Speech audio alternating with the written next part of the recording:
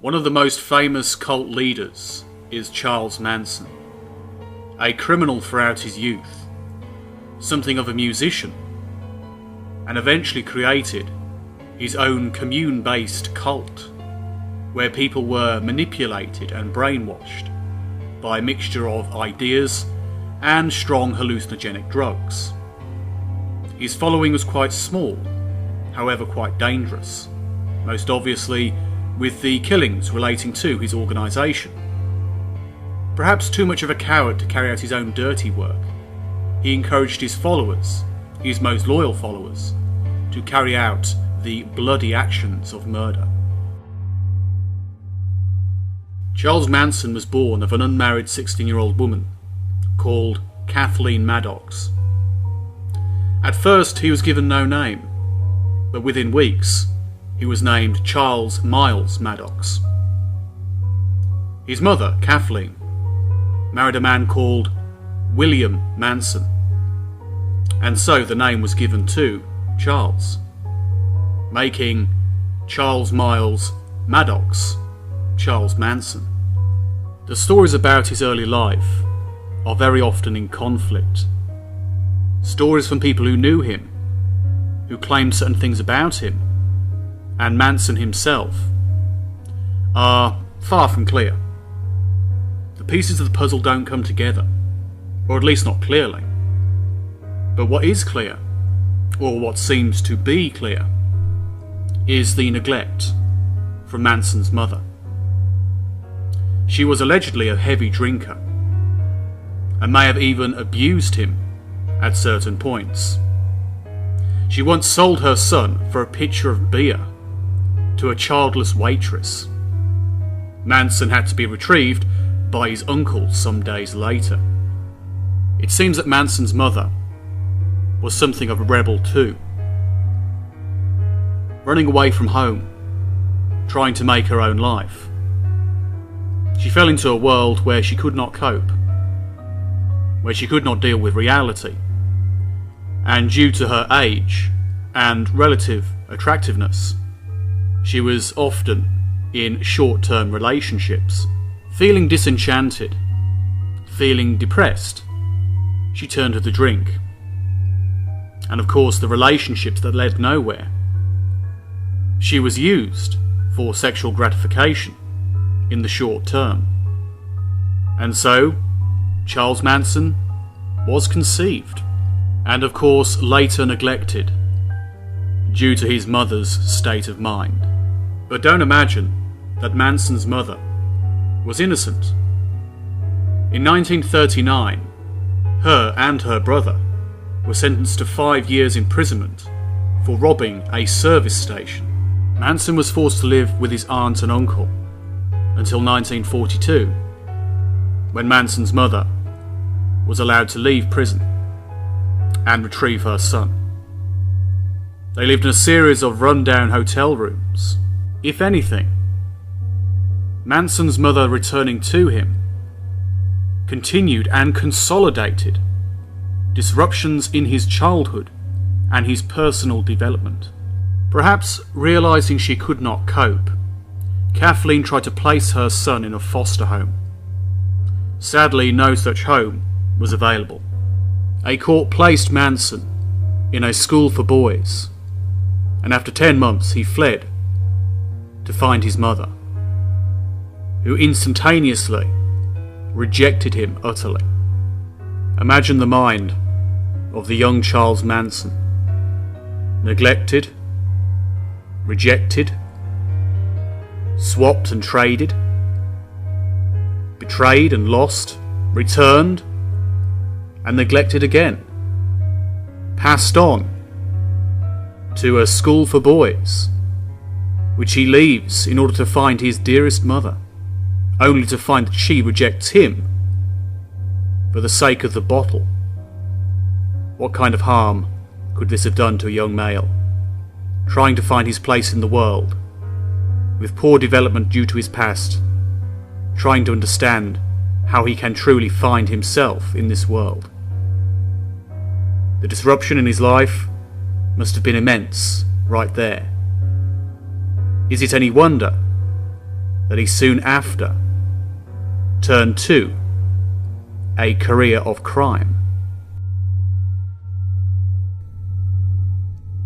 A disrupted childhood and lack of stable parenting seems to have influenced Charles Manson immensely. He turned towards crime, minor crimes at first, of course, eventually developing towards more serious things.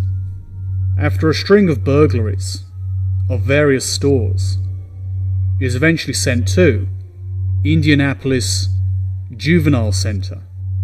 He escaped after only one day, was recaptured and placed in Boys Town, a more serious way of dealing with young criminals.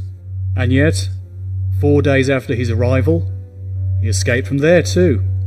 Charles Manson and another escapee from the Boys Town committed 2 armed robberies on their way to the home of the other boy's uncle. Soon after Manson was captured, aged only 13, he was sent to Indiana Boys School.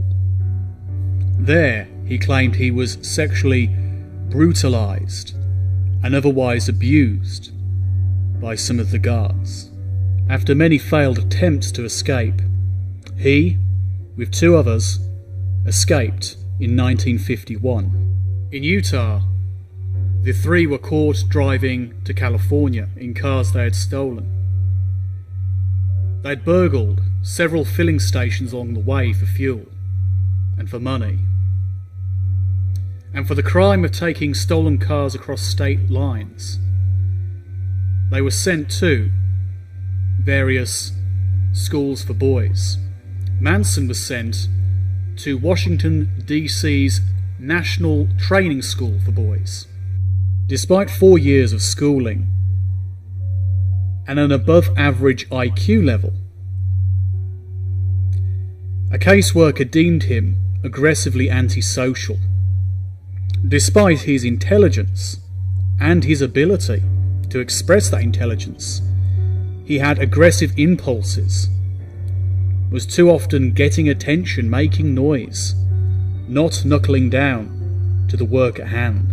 The first real prison Manson saw was in 1951. In the October, a psychiatrist recommended Manson to be transferred to a minimum security institution, and less than a month before a scheduled February 1952 parole hearing, he took a razor blade, held it to another boy's throat, while Manson sodomized the boy. As a result, Manson was transferred to the Federal Reformatory in Petersburg, Virginia, where he was considered to be a dangerous individual. In September 1952, due to a series of other serious offences, he was transferred to an even more secure facility. After the transfer, he seemed to become an almost model resident. His good work paid off. His working habits improved, his social ability seemed to be corrected, his educational level went higher, and as a result, in May 1954, he was given parole. After temporarily honouring the conditions in his parole, that he lived with his aunt and uncle in West Virginia, he moved in with his mother. In 1955, he married a hospital waitress named Rosalie Jean Willis. And according to Manson, it was a happy relationship, a genuine, if short-lived, marital happiness. He supported their marriage via small-time jobs and auto theft. Around October, about 3 months after he and his pregnant wife arrived in Los Angeles in a car he had stolen in Ohio, Manson was charged with the federal crime of taking the vehicle across state lines. After a psychiatric evaluation, he was given 5 years probation. His subsequent failure to appear at a Los Angeles court hearing on an identical charge filed in Florida resulted in his March 1956 arrest in Indianapolis, and he was sentenced to 3 years imprisonment at Terminal Island, San Pedro, California. While Manson was in prison, his wife gave birth to his son, Charles Manson Jr. During his first year at Terminal Island, Manson received visits from his wife and his mother, who were now living together in Los Angeles. In March 1957, when the visits from his wife ceased, his mother informed him that his wife was now living with another man. Less than 2 weeks before a scheduled parole hearing, Manson tried to escape by stealing a car. He was subsequently given 5 years probation, and his parole was, of course, denied. When Manson left prison in September 1958, he received 5 years parole, the same year in which his wife received a decree of divorce. Seems like Manson had a way with the ladies.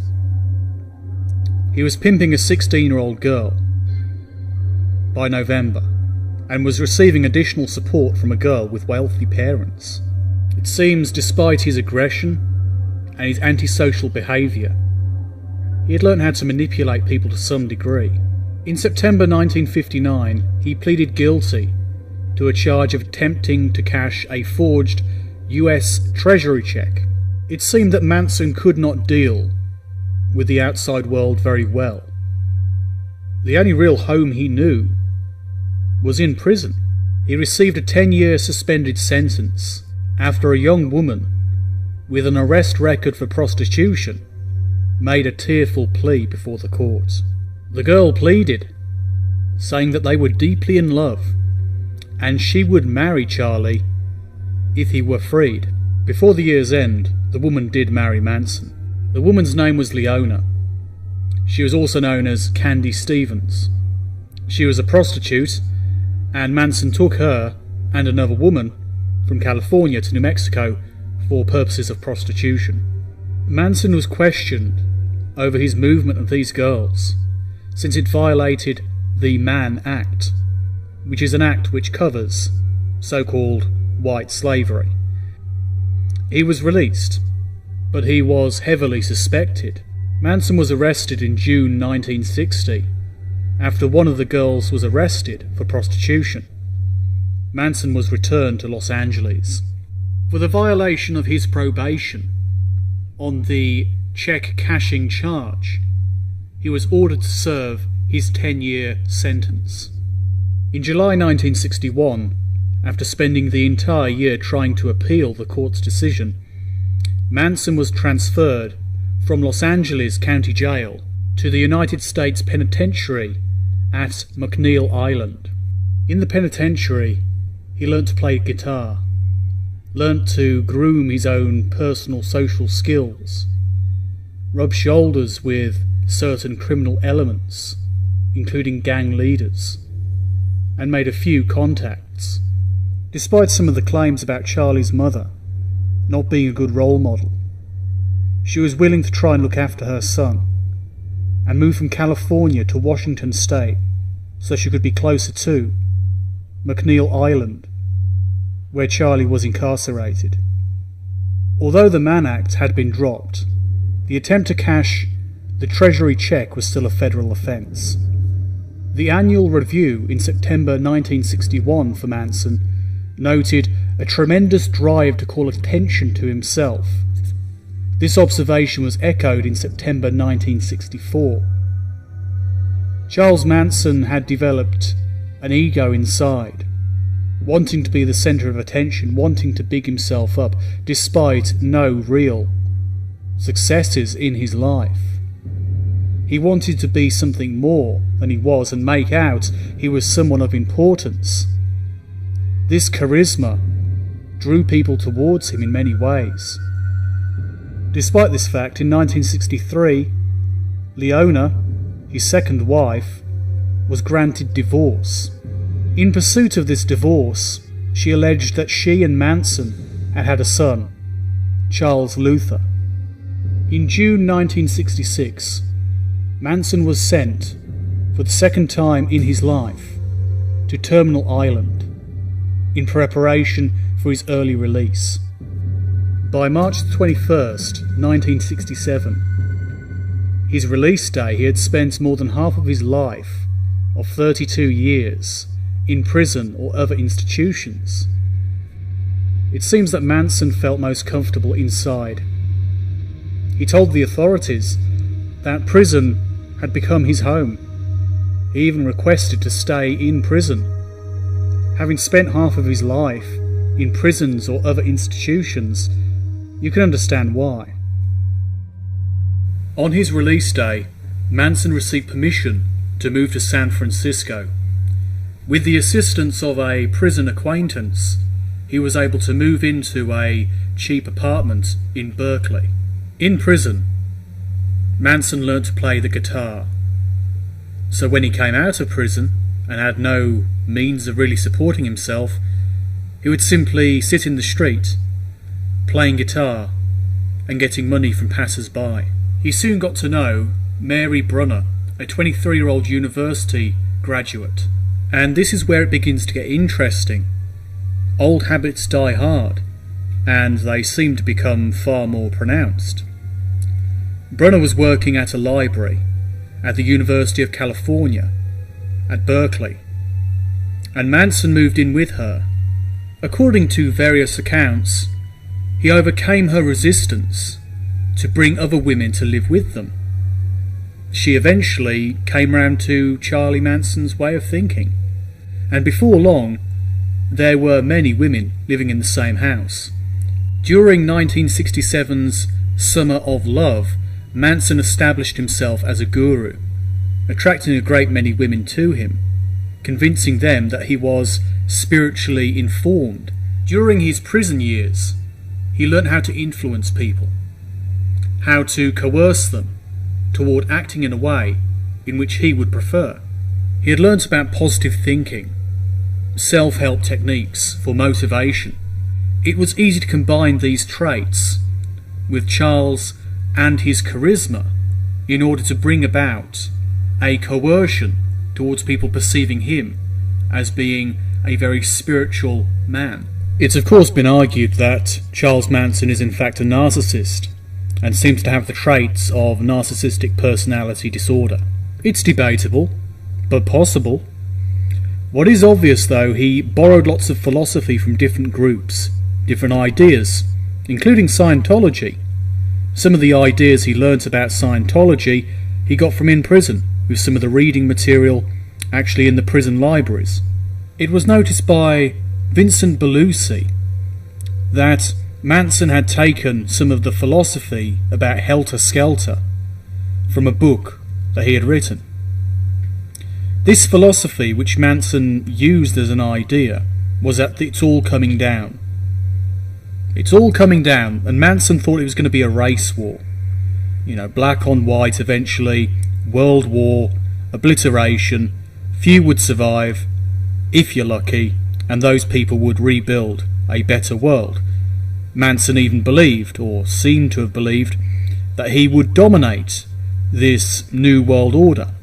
The idea of helter-skelter for Manson was about a fear mechanism in his belief, in many ways ensuring that his followers remained loyal.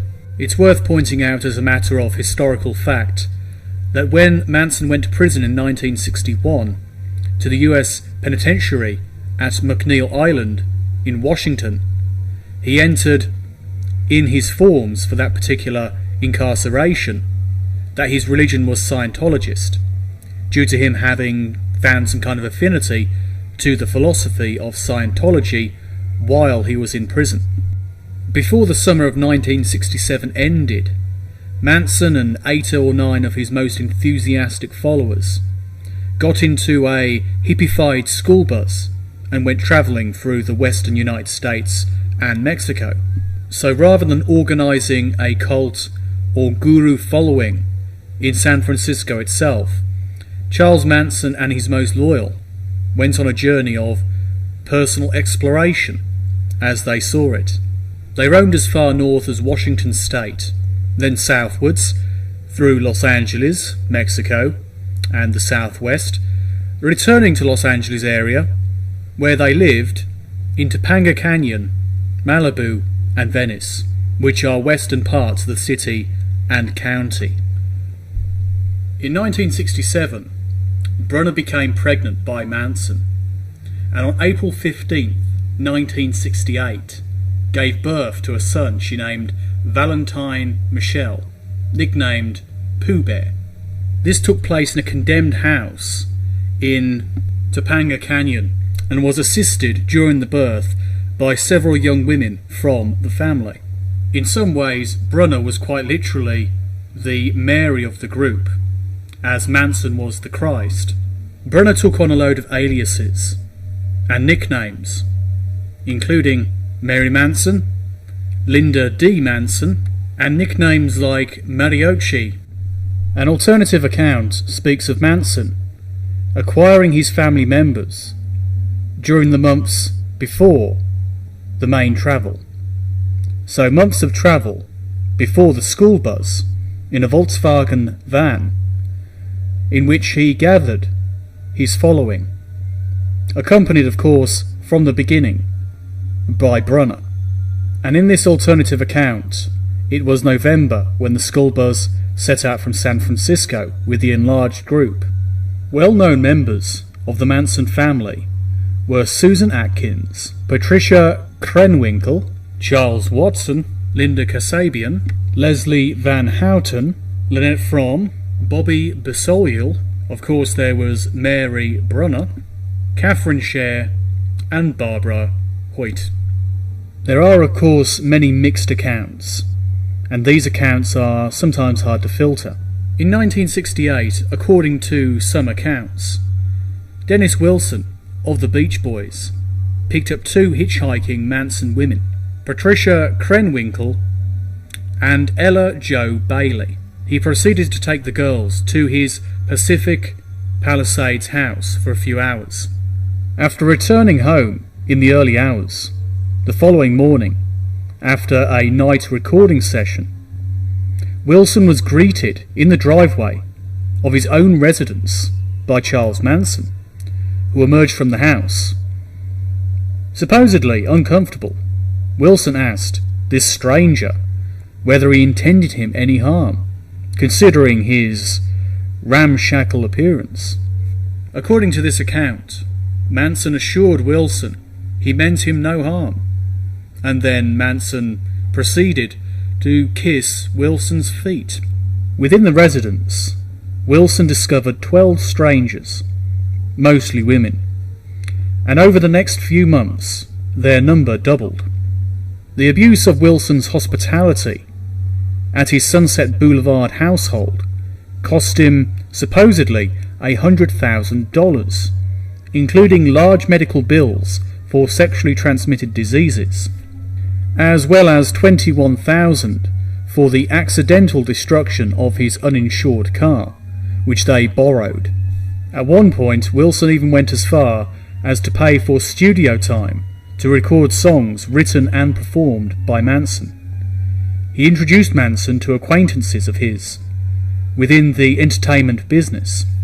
These included Greg Jacobson, Terry Melcher, and Rudy Attabelli.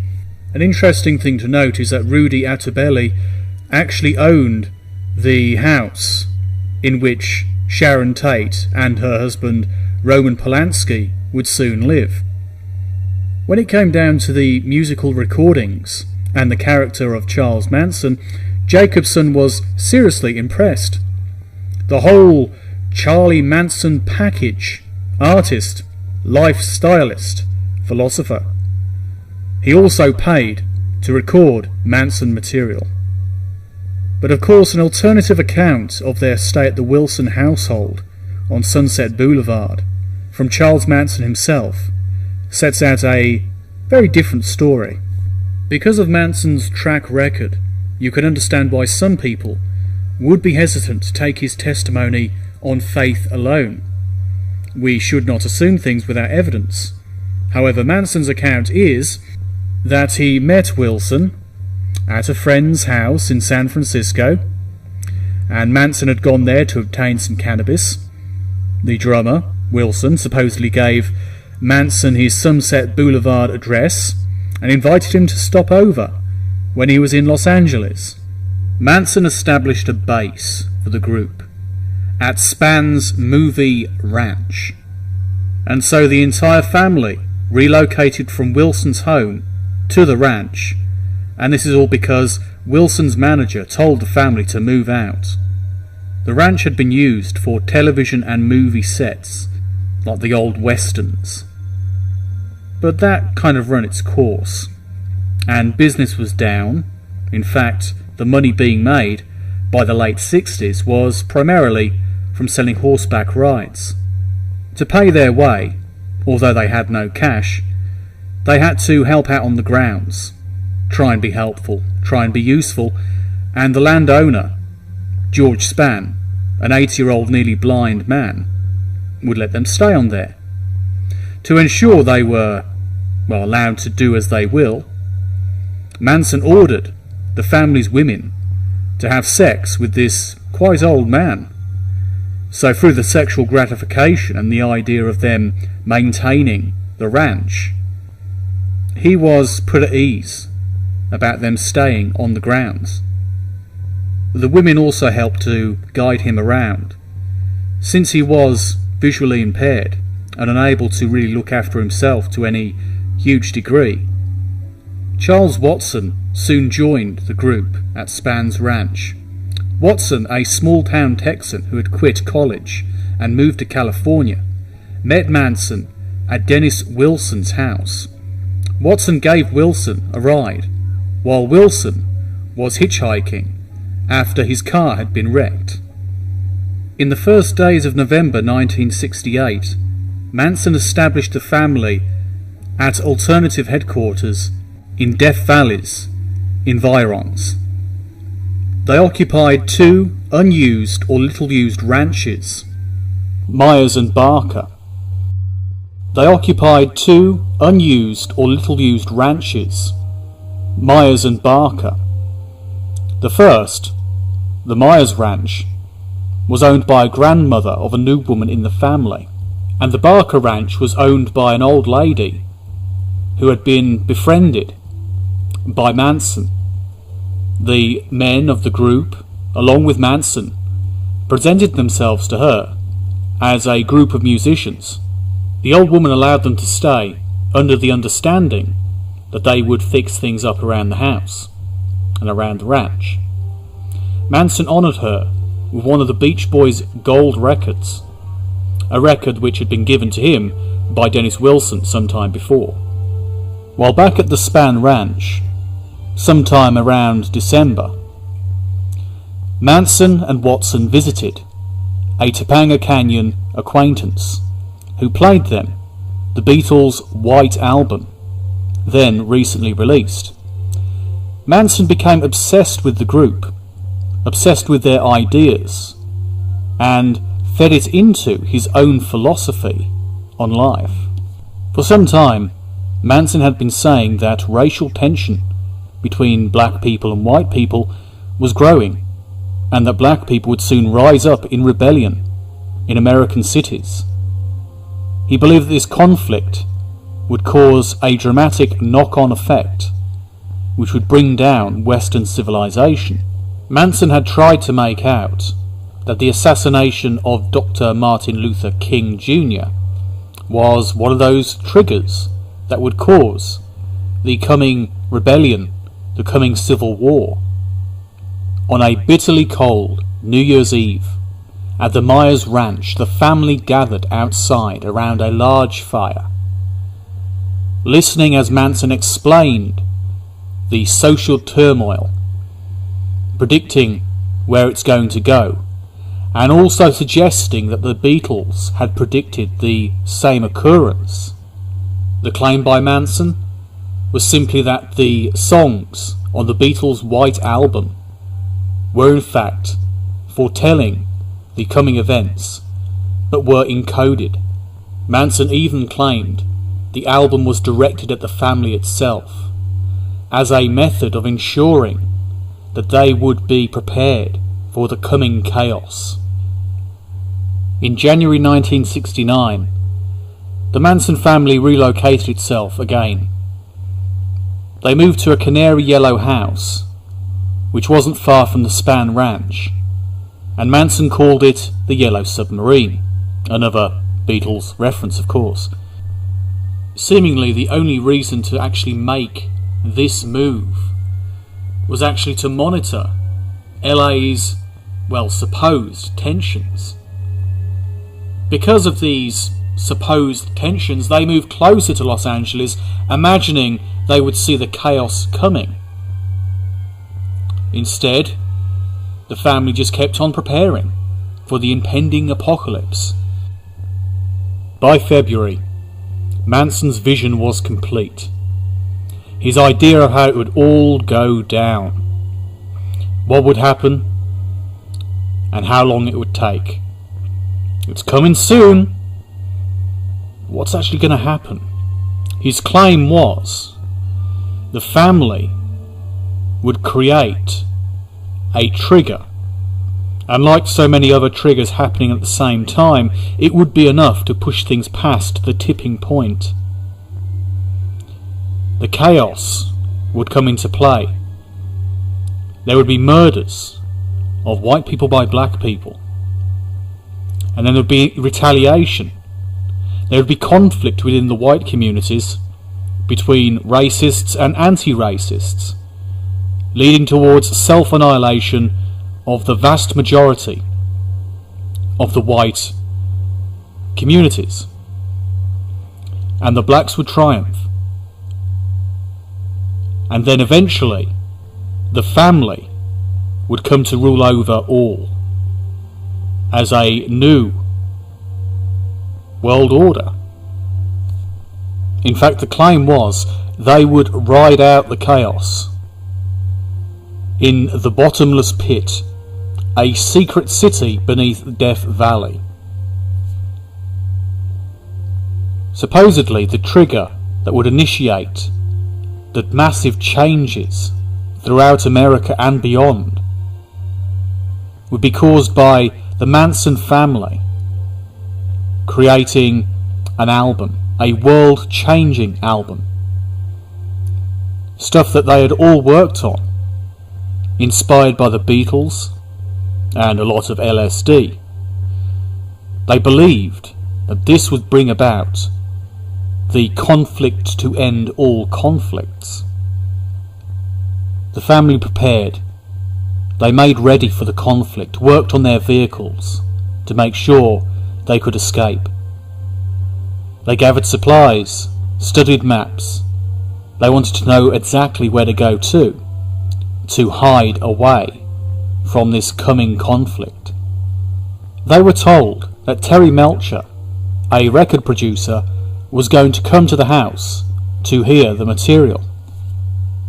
And without this album even being considered, let alone produced, what were they expected to think of their chances for changing the world? And what would be a sufficient trigger to bring about this colossal change? On 23rd of March 1969, Manson, uninvited, entered the house that he knew as being Melcher's residence. Since Melcher had lived there, new people had moved in. Melcher was no longer a tenant, no longer connected. The new tenants were Sharon Tate and Roman Polanski. When approaching the house, Manson was noticed by a photographer. The photographer was there to take a picture of Tate before her travel to Rome the next day. The photographer noticed Manson first of all through the window, approaching the main house.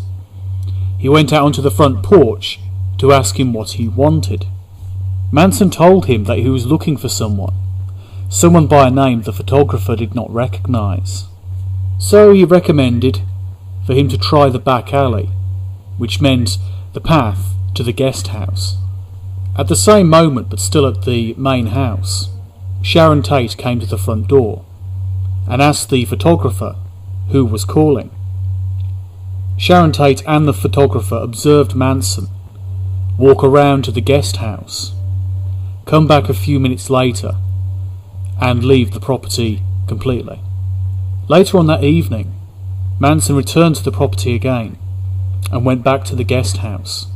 He spoke with Rudy Altobelli, who was just coming out the shower. Although Manson asked for Melcher, Altobelli felt Manson had come for him. Speaking through the inner screen door, Altobelli told Manson that Melcher had moved to Malibu. He lied.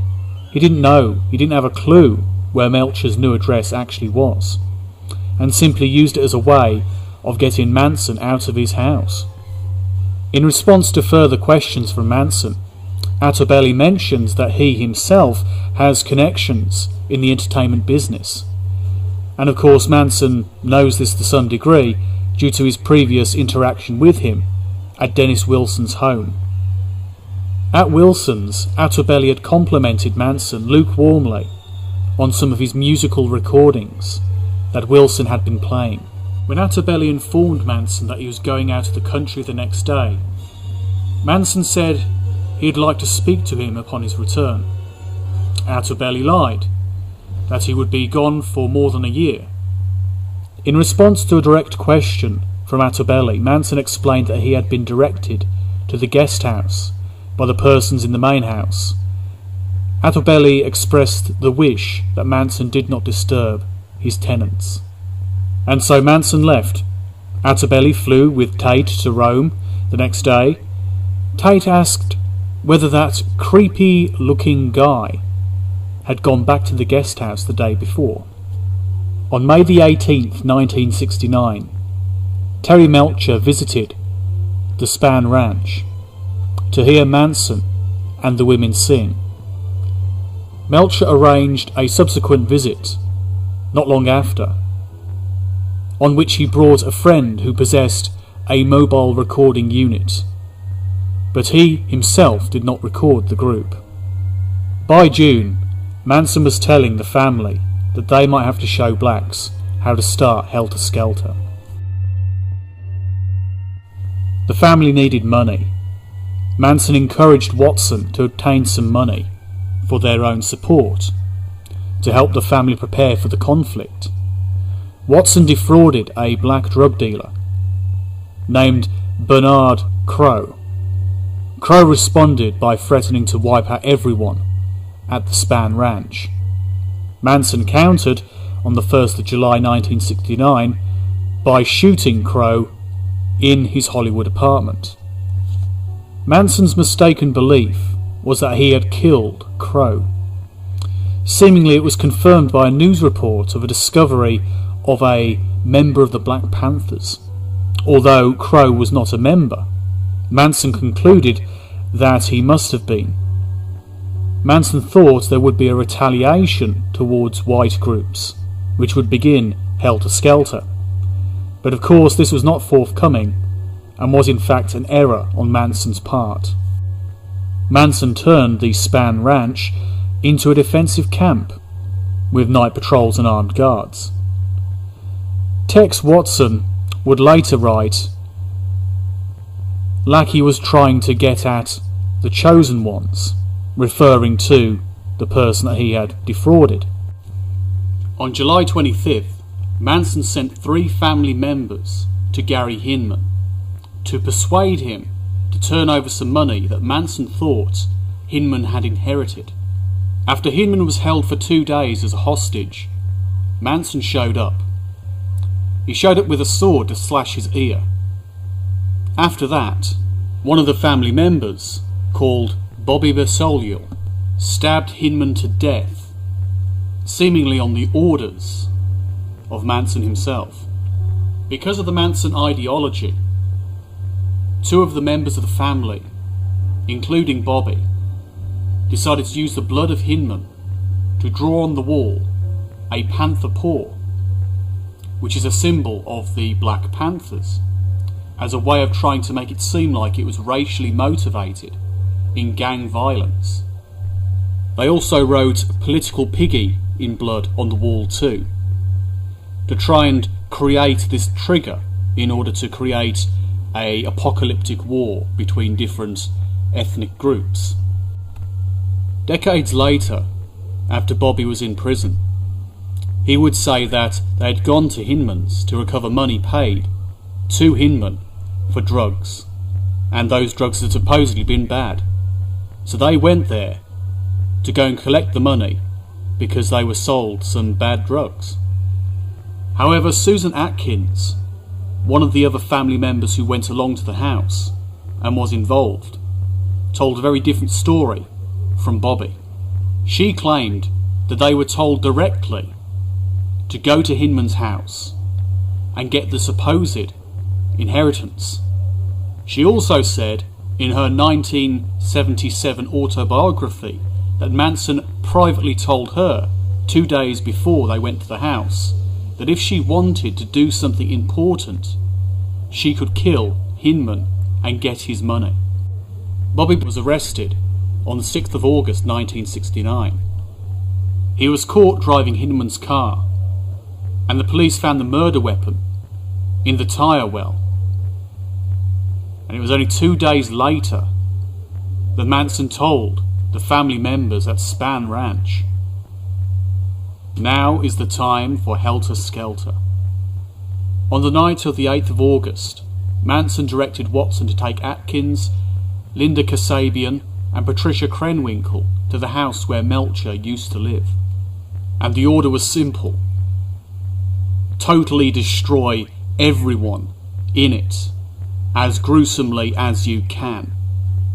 Manson told the women to do as Watson would instruct them to do. The current occupants of the house at 10050 Silo Drive, all of whom were strangers to Manson's followers. There was Sharon Tate, the wife of the famed director Roman Polanski, and she was 8.5 months pregnant.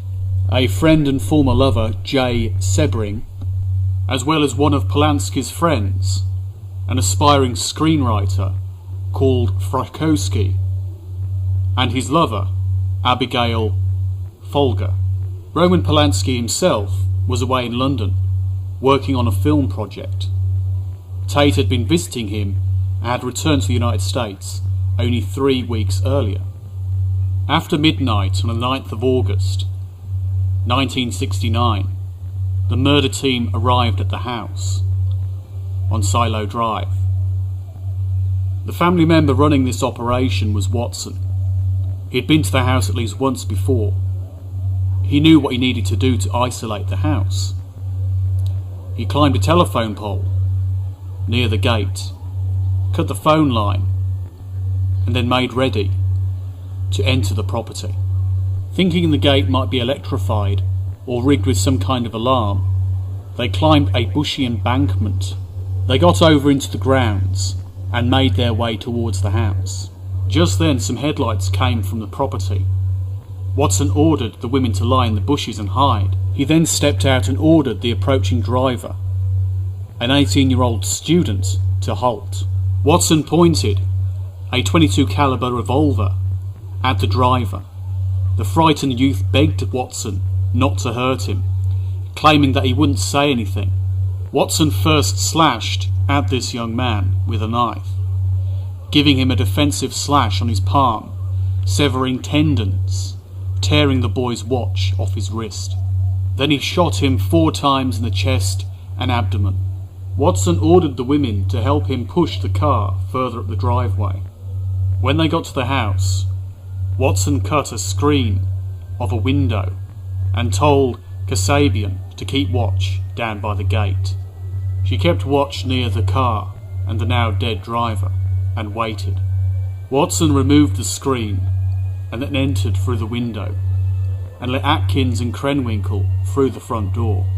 As Watson whispered to Atkins, Frykowski awoke on the living room couch. Watson immediately kicked him in the head. Then Frykowski asked, "Who are you? What are you doing here?" Watson replied, "I am the devil, and I am here doing the devil's business." Atkins found the other occupants of the house and brought them to the living room. Watson began to tie up Tate and Sebring together by their necks with rope he had brought and slung over a beam. Sebring's protest over this rough treatment of the heavily pregnant Sharon Tate prompted Watson to shoot him. Folger was taken back to her room for her purse, out of which she gave the intruders $70. After that, Watson stabbed the groaning Sebring 7 times.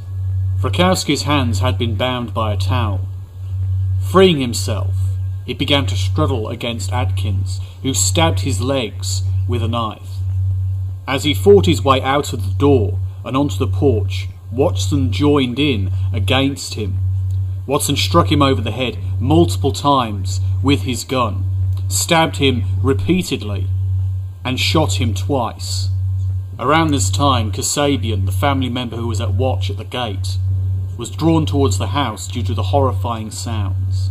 She arrived outside the door, and in an effort to halt the massacre, she told Atkins falsely that someone was coming.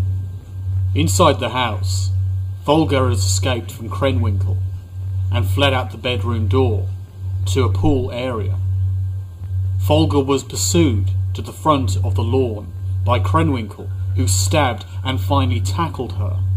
Watson finished her off, but overall she was stabbed by the 2 assailants 28 times. As Frykowski struggled across the lawn, Watson murdered him with a final fury of stabbing. He was stabbed over 51 times.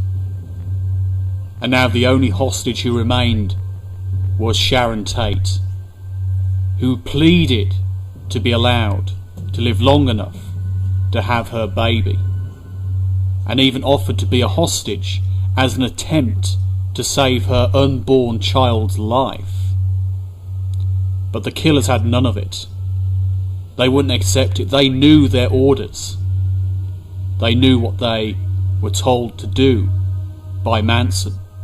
And either Atkins, Watson, or both of them stabbed Sharon Tate 16 times before they had left to carry out their murderous deeds. They had been told by Manson to leave a sign, something witchy, to try and send a message. The members did as their leader told them. They left marks on the walls, bloody fingerprints, writing words such as pig on the front door to try and send a message, to try and make Helter Skelter real. On their way back to the ranch, the family members involved ditched their bloody clothes and their weapons in the hills. The thing that is not entirely clear about this particular case is who actually killed Sharon Tate. Atkins made confessions to cellmates, and yet in court indicated that it was Tex Watson who had in fact carried out the grisly deed.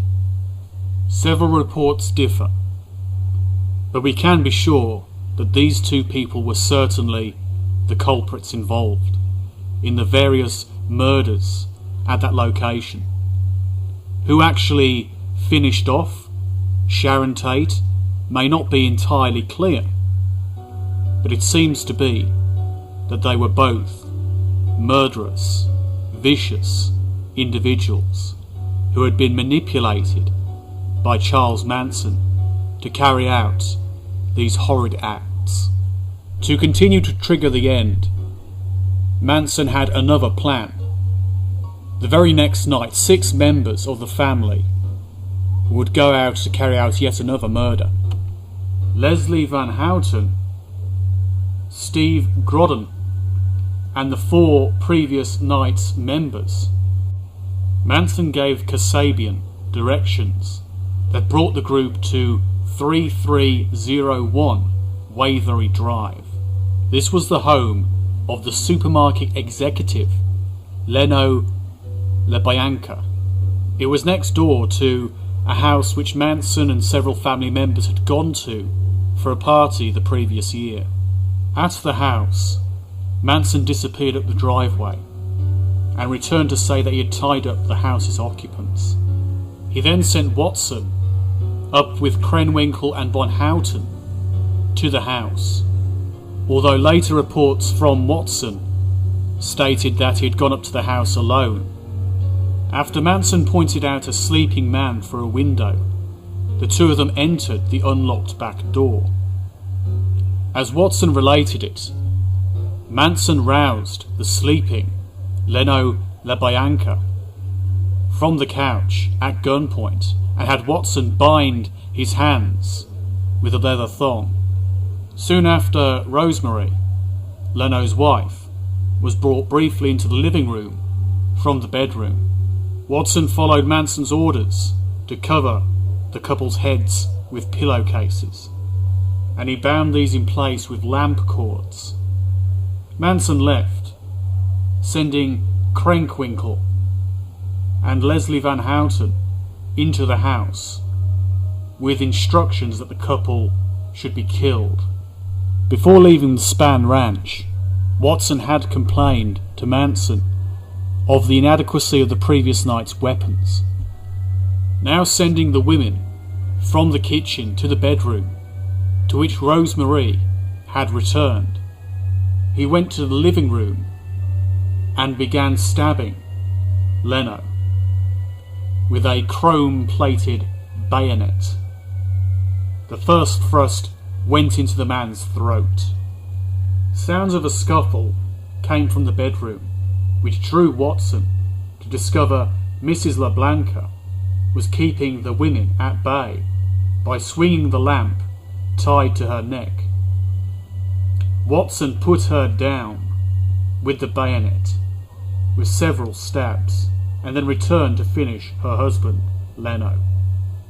Watson then proceeded to carve the word war on the man's exposed abdomen, although reports vary.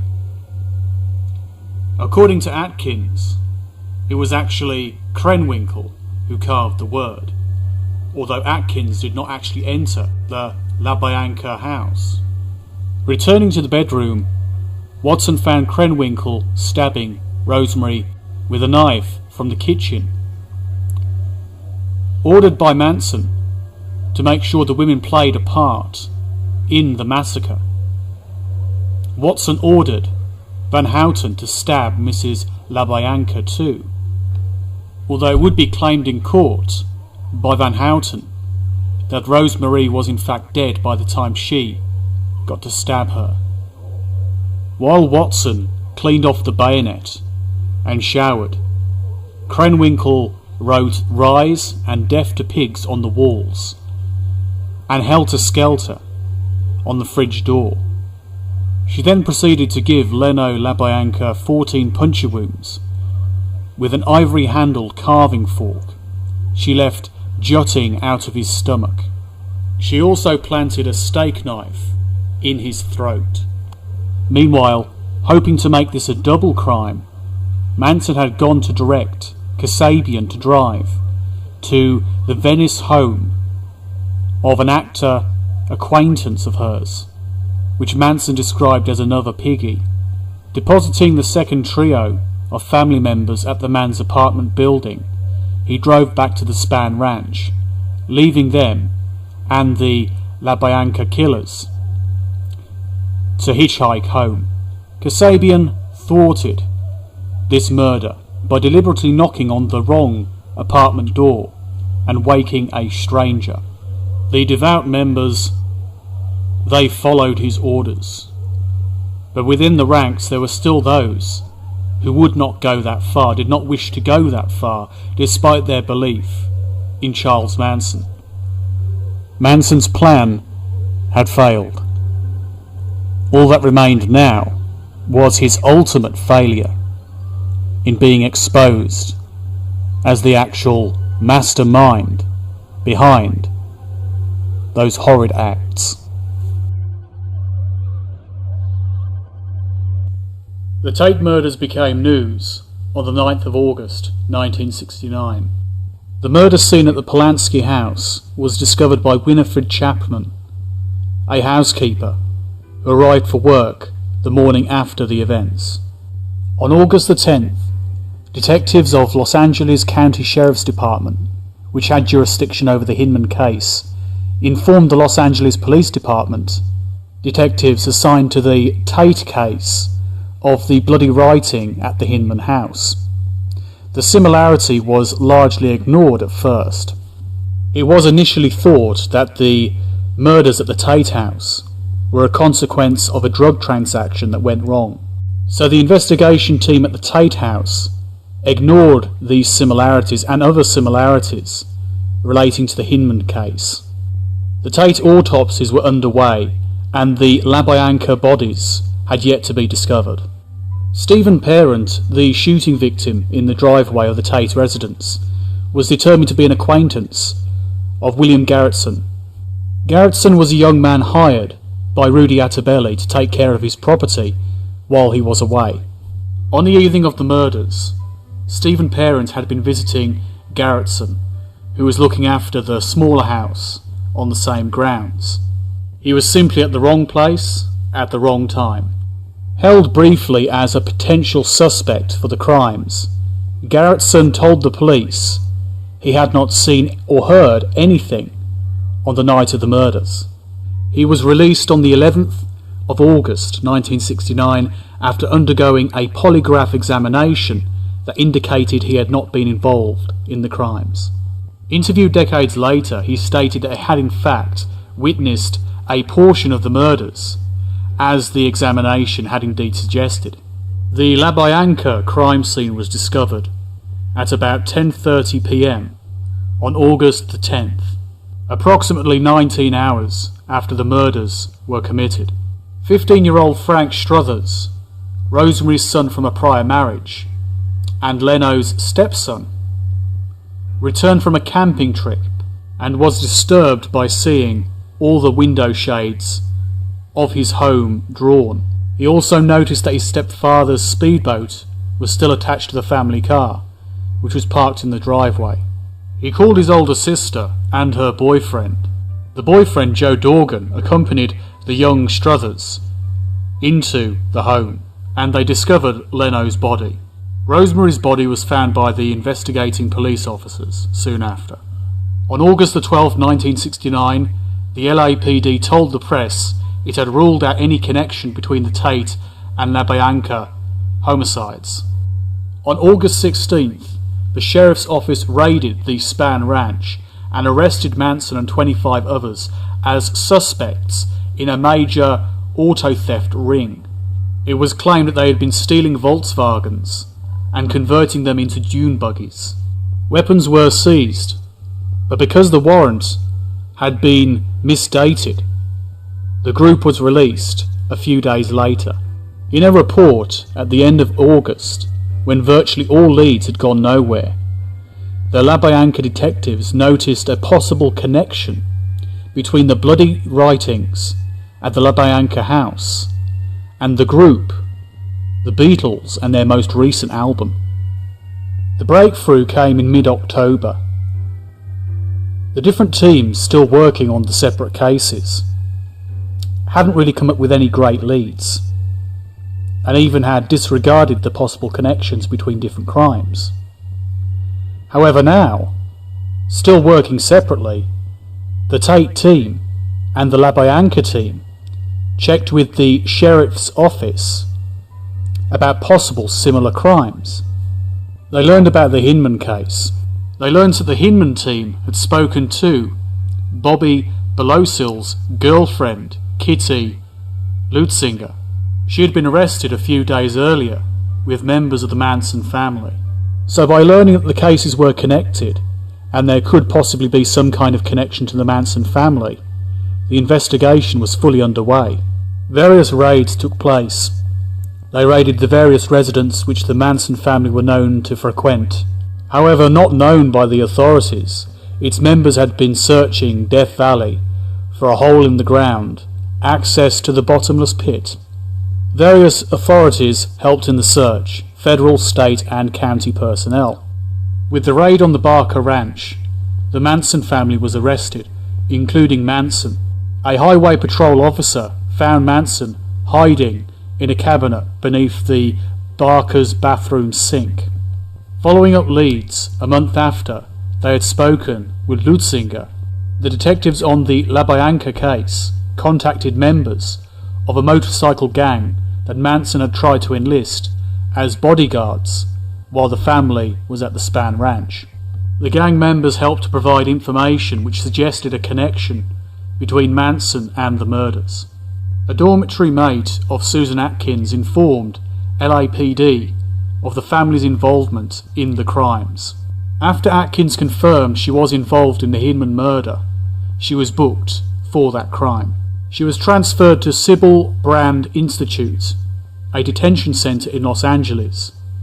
She spoke to her bunkmates, Ronnie Howard and Virginia Graham, to whom she gave detailed accounts of the events in which she had been involved. On the 1st of December 1969, acting on information from these sources, LAPD announced warrants for arrest of Watson, Krenwinkel and Kasabian in the Tate case. The suspect's involvement in the LaBianca murders was also noted. Of course, Manson and Atkins were already in custody. The connection between the LaBianca case and Von Houten, who was also among those arrested near Death Valley, had not yet been recognised. Watson and Krenwinkel were already under arrest. Authorities in McKinley, Texas and Mobile, Alabama, having picked them up on notice from LAPD.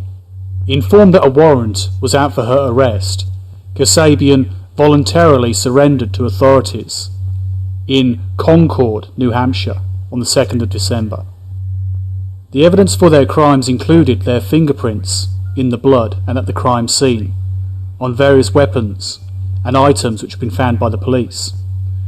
Also, Watson's gun, which had been used on Parent, Sebring and Frakowski, had been found by a 10-year-old boy who lived near the Tate residence. The evidence was coming together, and what remained was the trial. Acting on relating information, a local ABC television crew quickly located and recovered the bloody clothing which was discarded by the Tate killers. The discarded knives from the Tate murders were not found, apart from one which was left at the Polanski house. The only knife found was found behind a cushion of a chair in the Tate living room and was apparently that of Susan Atkins, who had lost her knife in the course of the attack. The trial began on the 15th of June 1970. The prosecution's main witness was Kasabian, who along with Manson, Atkins and Krenwinkel had been charged with 7 counts of murder and 1 on conspiracy. Since Linda Kasabian, by all accounts, had not participated in the killings, she was granted immunity in exchange for testimony that detailed the nights of the crimes. Originally a deal had been made with Susan Atkins in which the prosecution would not seek the death penalty in exchange for her testimony. However, Susan Atkins changed her testimony and so the deal was withdrawn.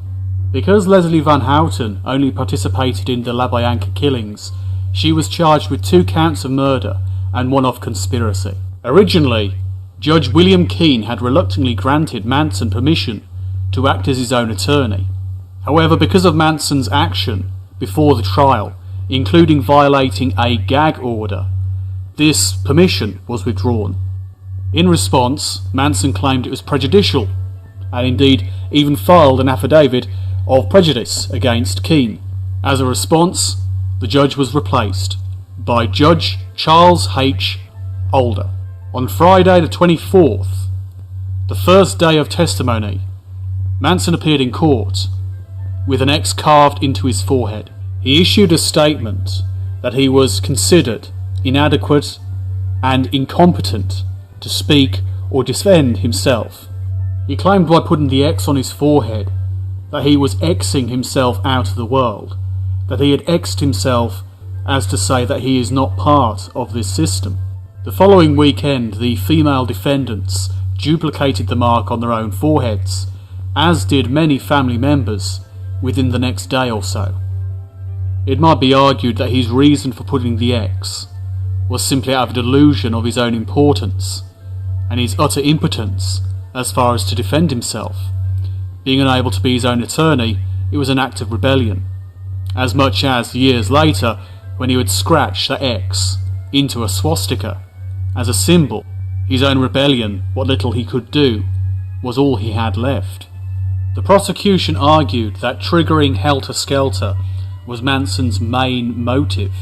The various clues left at the crime scene referencing helter-skelter and the Beatles' White Album was clearly some kind of correlation, with testimony about Manson's predictions of the beginning of helter-skelter through racial violence and the symbolic nature of those murders, as well as the violence, including the writing of terms like pigs on the walls in people's homes at crime scenes, written in the victim's blood.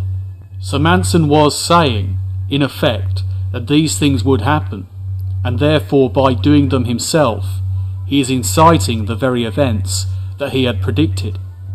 Testimony about Manson, referring to helter-skelter in various statements to various family members, certain things about the time is now, the time for helter-skelter, and various other statements, including how he wished to make it appear to be, with the crime scenes, that it was in fact black groups that were carrying out the crimes in order to bring about a continuation and increase of racial violence and thus helter-skelter.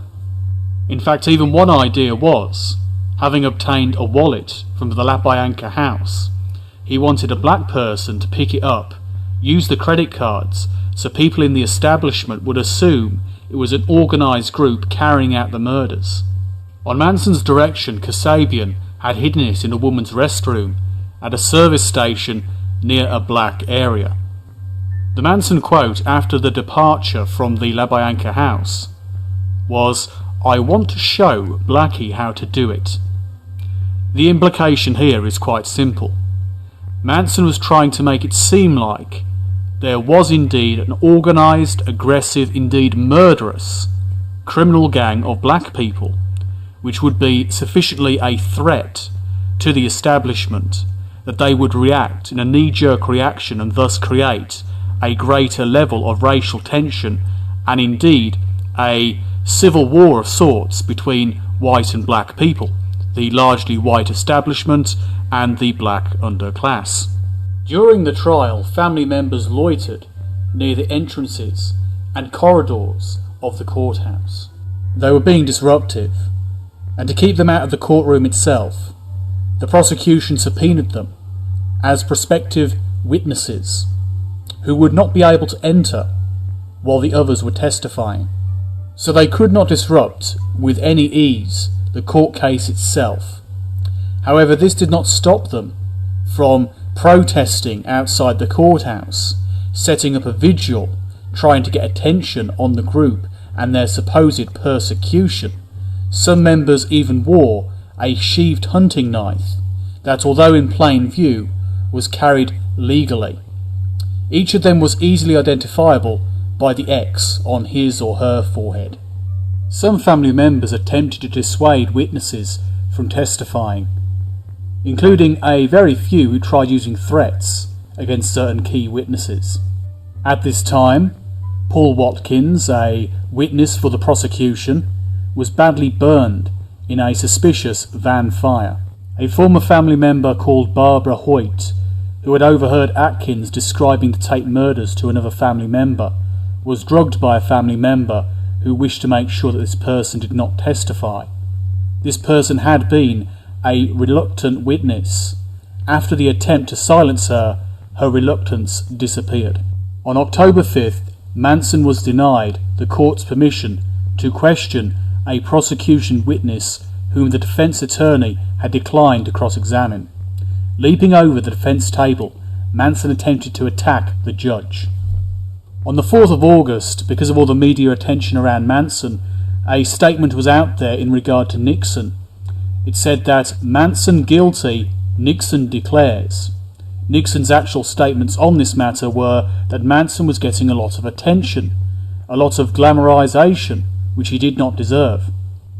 Judge Older, who had been running the case, said that it may have influenced the jurors to know that these stories were in the media, that they may be influenced to say he is guilty simply because the presidency seemed to indicate that conclusion. The very next day, the female defendants stood up and said in unison, in the light of Nixon's remark, there was no point in going on with the trial. They were hoping to try and say that the trial was utterly obsolete, considering it had been influenced from the outside by the political head of the United States. On the 16th of November, the prosecution rested its case. 3 days later, after arguing standard dismissal motions, the defence stunned the court by resting as well. Without calling a single witness, they rested their case. Shouting their disapproval, Atkins, Krenwinkel and Van Houten demanded their right to testify. In chambers, the women's lawyers told the judge their clients wanted to testify that they had planned and committed the crimes and that Manson had not been involved at all. The defence lawyers had agreed to try and stop this action. They did not want these individuals giving their testimony that would let Manson off scot-free. Of course, you can understand why the prosecution's view was that Manson was advising these family members to testify in this way for him to save himself from prison. Speaking about the trial in a 1987 documentary, Krenwinkel said the entire proceedings were scripted by Charlie. The next day was some of the most pitiful, weak-minded nonsense that has ever flowed from Manson's mouth. He addressed the court. He gave his testimony. Speaking for more than an hour, Manson said that things that influenced him were things such as music, telling the youth to rise up against the establishment. He said, "Why blame it on me? I don't write the music." To be honest with you, Manson also stated, "I don't recall ever saying get a knife and change clothes and go do what Tex says." He made statements like this for over an hour, trying to place the guilt elsewhere. This guy was the man who gave out the orders. He conditioned the people and got his most loyal, most controlled members to go out and carry out murders. And he did not want to accept an ounce of responsibility.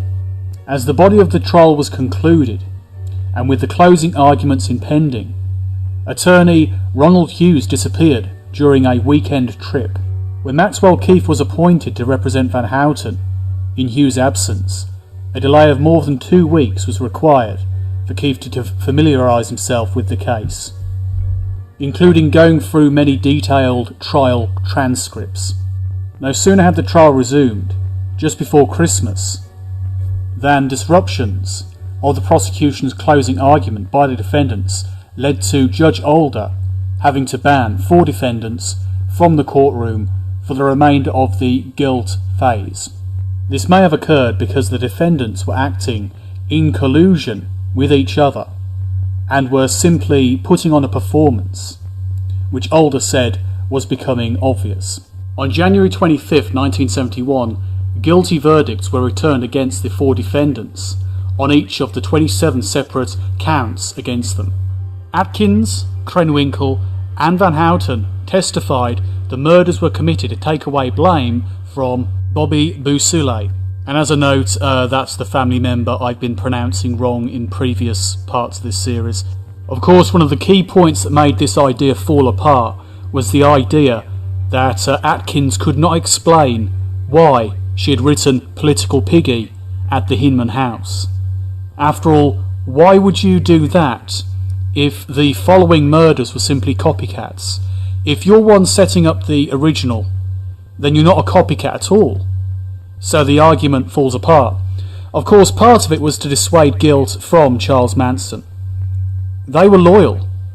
Despite all they had been through, the murders they'd committed, everything they were still loyal to Charles Manson. Midway through this penalty phase, Manson shaved his head and trimmed his beard to a fork. He told the press, "I am the devil. The devil always has a bald head." The female defendants refrained from shaving their heads until the jurors retired to weigh the state's request for the death penalty. However, as soon as this had taken place, they shaved their heads, as did many family members outside the courtroom, with their vigils, with their crawling on pavement, getting attention from the media, trying to make out that this man, this supposedly great man, Charles Manson, was somehow being persecuted by the hateful state. The effort to make it seem like Manson was a victim, or very least a victim of circumstance, wrong place, wrong time, but not actually involved, failed. The idea of the copycat scenario failed also. On March 29th, 1971, the jury returned verdicts of death against all 4 defendants. On the 19th of April 1971, Judge Older sentenced the 4 to death. On the day of the verdicts, recommending the death penalty for the defendants, the news came that the badly decomposed body of Ronald Hughes had been found wedged between 2 boulders in Ventura County. It was rumoured, but not confirmed, that a family member or family members had killed Ronald Hughes. The reason why he had been disappeared, or temporarily disappeared, seemed to be because he stood up to Manson. And Manson, a plausible narcissist, or very least a person with a above average ego, could not handle that, also refusing to allow von Houten to take the blame and resolve Manson of his crimes. This kind of insubordinacy was simply enough to have Manson pass on a word, or someone on his behalf, to actually have this guy rubbed out. Although it was suggested he might have perished in flooding which happened in the area in which he was found. Family member Sandra Good stated that Hughes was the first of the retaliation murders, retaliation for the trial and imprisonment of Charles Manson and the other family members, with the other defendant on trial for the same crimes, Charles Tex Watson.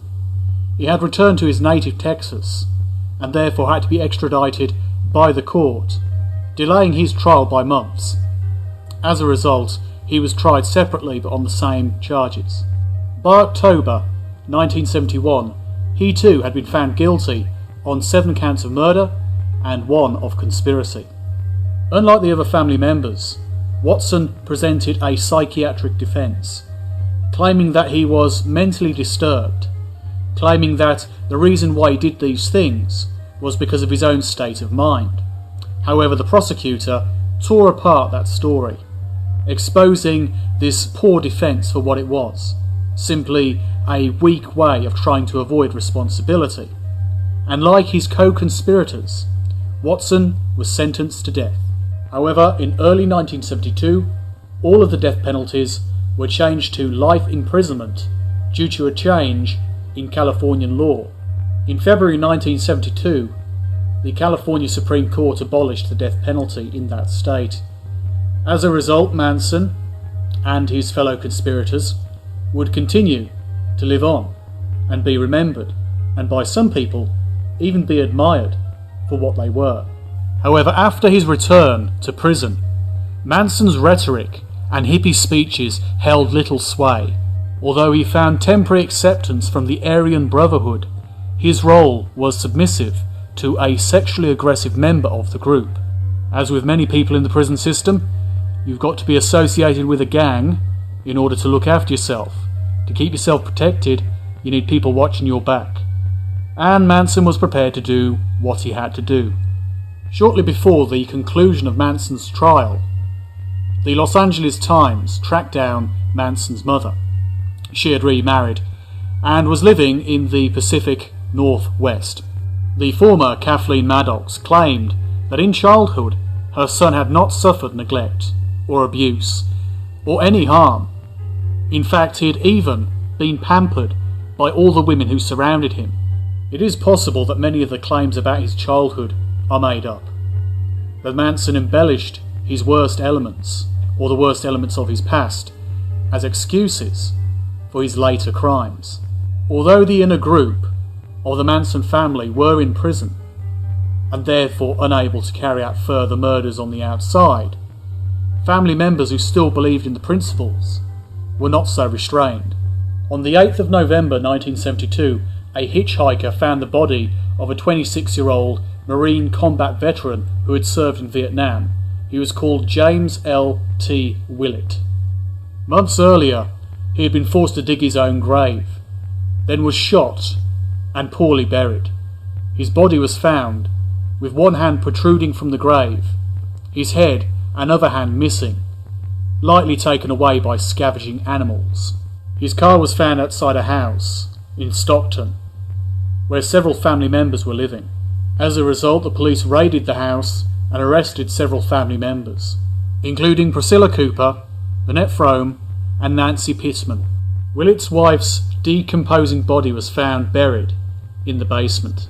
The evidence showed that she had been recently killed by a gunshot to the head.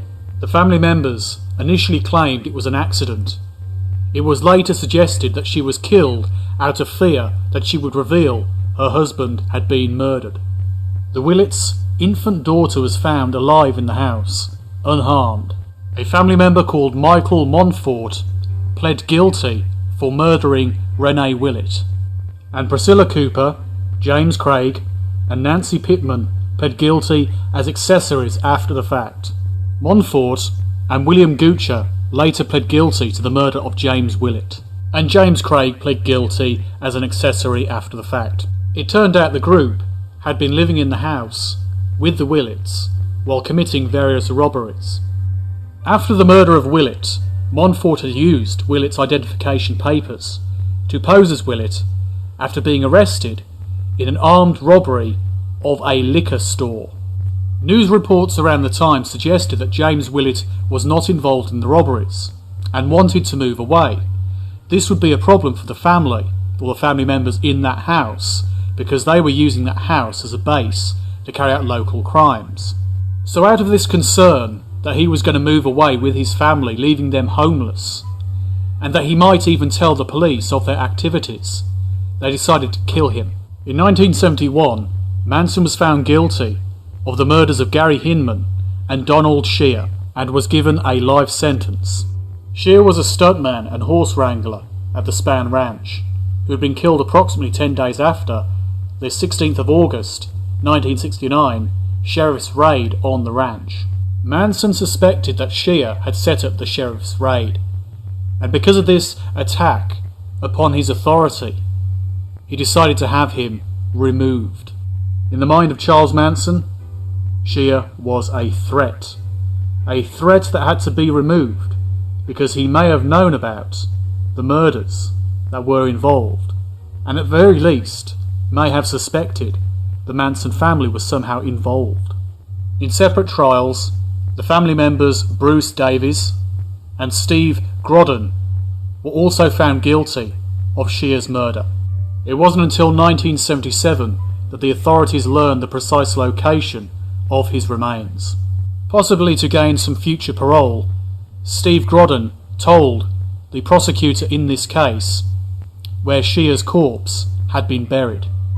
Due to his cooperation, in 1985, he was the first to actually be paroled. On the 5th of September 1975, the family rocketed back to national attention when Frome attempted to assassinate US President Gerald Ford. As a result of this attempt, Frome was sentenced to 15 years to life. Since the 1980s, Charles Manson has been interviewed many times, saying some radical and bizarre statements, always after attention and willing to entertain. By the time of the early interviews, in the 1980s, Charles Manson had changed the cross on his forehead into a swastika. In 1989, a documentary maker, creating a documentary called Charles Manson Superstar, concluded that Manson was not insane, but merely acting that way out of frustration. In September 1984, while imprisoned in California medical facility, Manson was severely burned by a fellow inmate who poured paint thinner on him and set him alight. The other prisoner, Jan Holstrom, explained that Manson had objected to his Hare Krishna chants and had verbally threatened him. And since the man was such a devout and pacifistic Hare Krishna fan, he decided to burn his cellmate Charles Manson. Despite second and third degree burns over 20% of his body, Manson recovered from his injuries. In 1987, Lynette Frome was serving a life sentence for the assassination attempt. She briefly escaped from Anderson Federal Prison Camp in West Virginia. She was trying to reach Manson, whom she had heard had testicular cancer. She was apprehended within days. It was many years later that she would be released on parole from Federal Medical Center in Carswell on August the 14th, 2009. With later events around Manson and the Manson family story, you have situations like in 1994, Catherine Scher, one-time Manson follower, that stated her testimony in the penalty phase of Manson's trial had been a fabrication intended to save Manson from the gas chamber, and that this action, this deception, was directed by Manson. It was this testimony that introduced the idea of the copycat motive. The testimony of the 3 female defendants echoed the idea. They were trying to make out it wasn't Manson's fault, it was them simply trying to free their friend. There are many other aspects, many other interesting events and occasional revelations from various interviews with family members and former family members, and people who since have been inspired by Charles Manson, for better or worse. Clips of Manson and other family members, and former family members and associates, have been used on a great many documentaries, documenting in detail the story of the Manson family. Although there have been many claims, there doesn't seem to be sufficient evidence for further murders.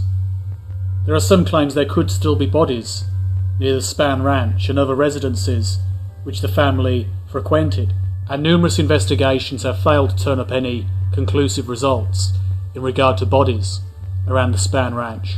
Although there have been numerous parole hearings, Manson has not qualified for his freedom. Manson has been a difficult inmate, uncontrollable behaviour, mental issues including schizophrenia and paranoid delusional disorder, and was too much of a danger to the public to release.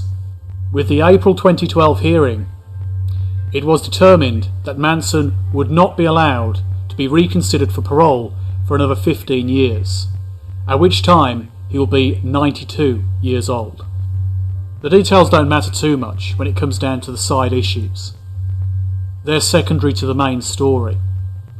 The main story is Charles Manson is a disturbed individual with serious psychological disorders, an ability to violence even in his old age, and perhaps should not be released.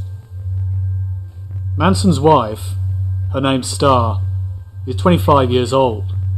She considers herself to be Manson's wife, although it isn't official yet, at least as far as I know. The people that are still close to Manson still believe what he says. This includes Star.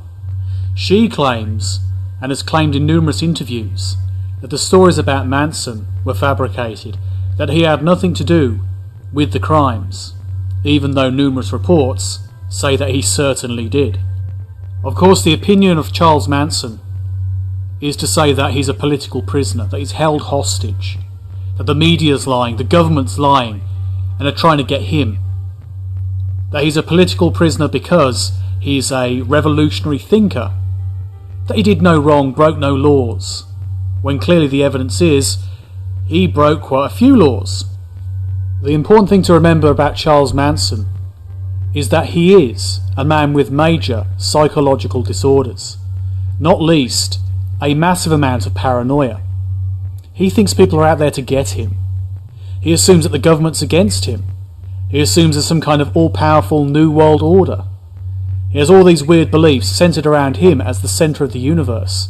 It could be argued he's a heavy narcissist, and in fact it has been argued by some people. But in any case, we can't take the testimony of him and those people who blindly follow him as being factually correct, not without some kind of evidence. And considering all the evidence goes against him, it says a lot.